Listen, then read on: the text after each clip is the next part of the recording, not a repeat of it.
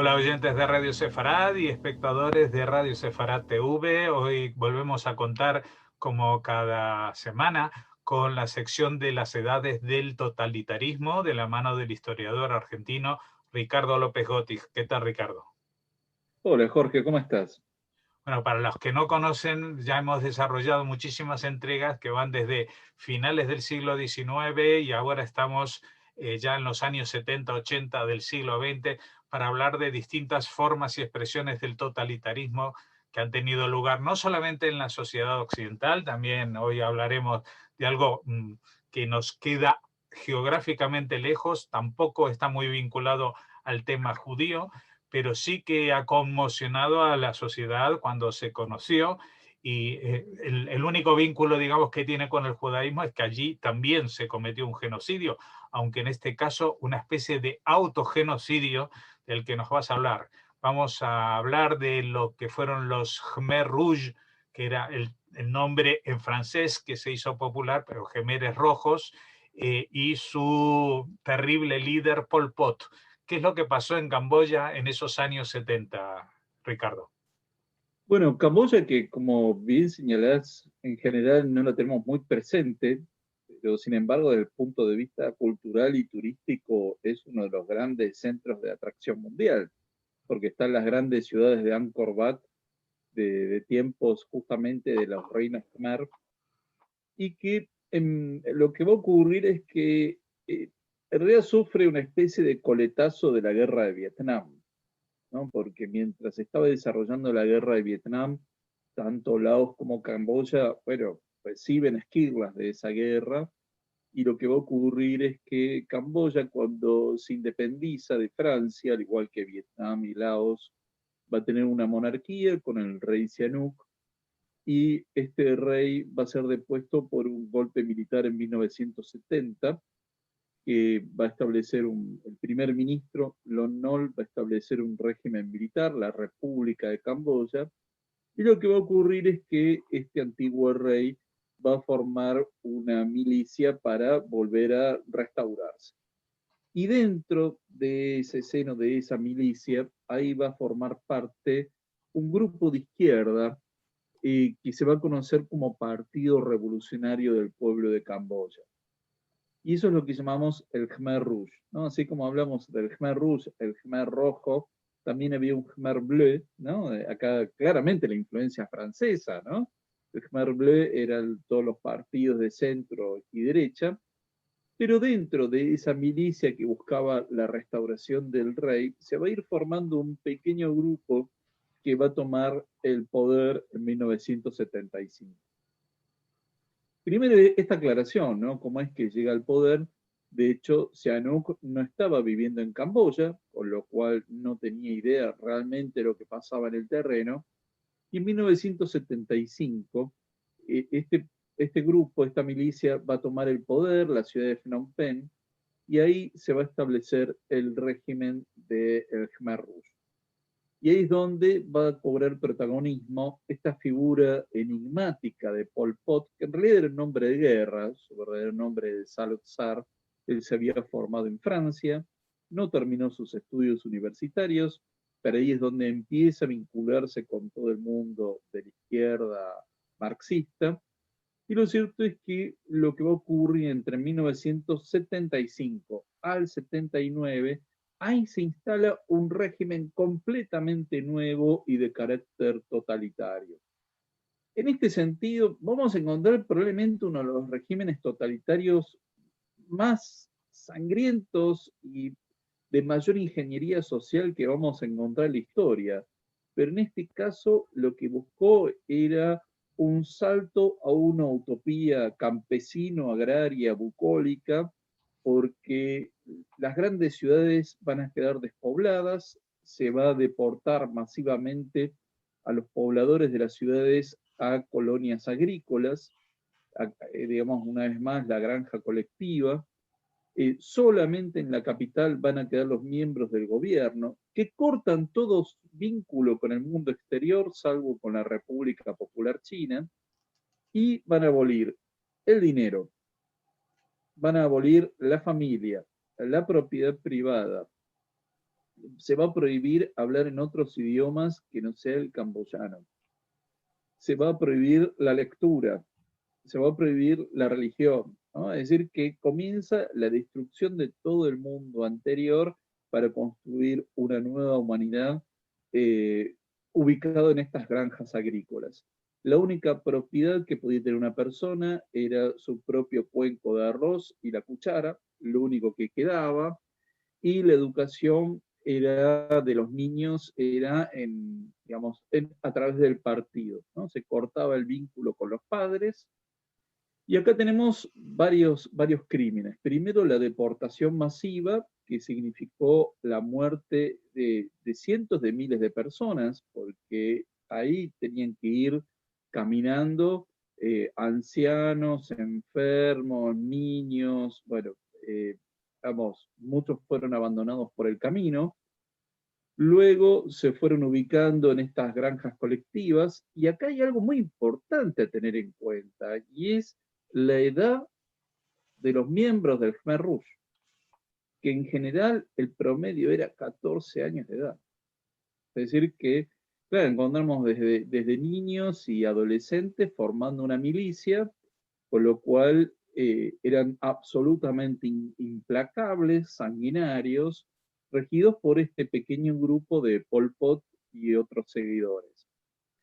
Bueno, ahí lo que hubo fue una enorme masacre porque todos los universitarios los mataron los monjes budistas, es decir, que toda persona que supiera leer y escribir o que tuviera algún tipo de formación los iban matando sistemáticamente, se prohibió el uso de anteojos y también vamos a encontrar lo que ha sido tipificado como un genocidio por el Tribunal Penal Internacional de La Haya.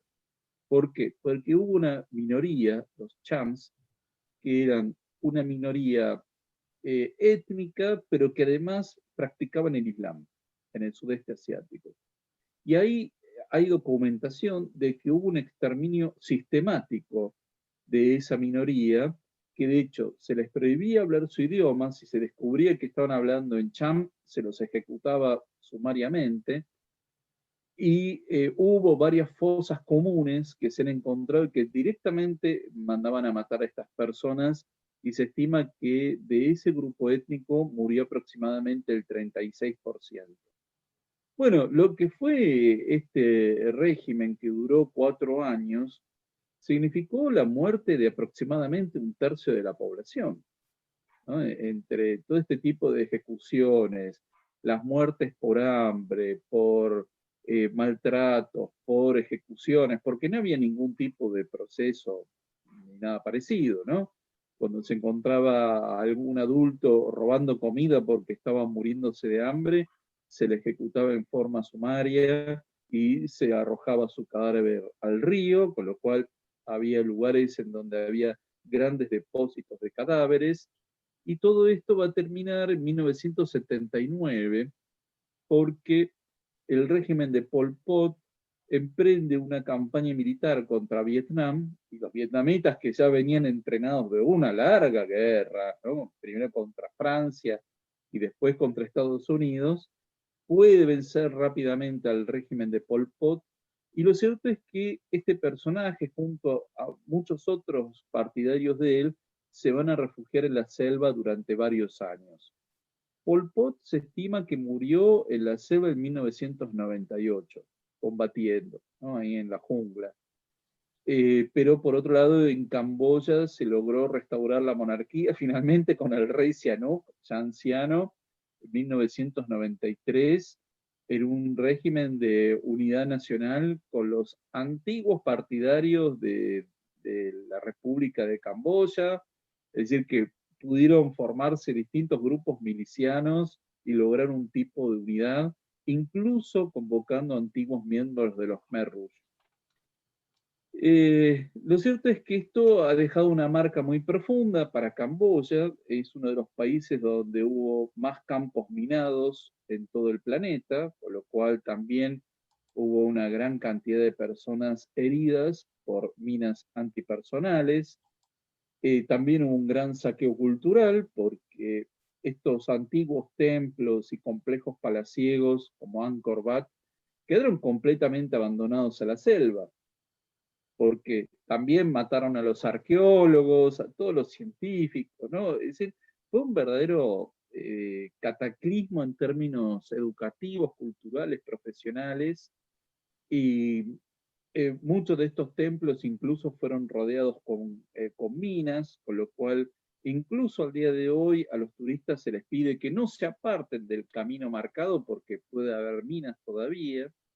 Es decir, que ha dejado una huella muy profunda y justamente para no olvidar lo que fue esto, en muchas aldeas se colocan, y esto puede parecer macabro, pero tiene un sentido muy profundo, se colocan estantes en donde están las calaveras de todos los que han sido ejecutados, ¿no?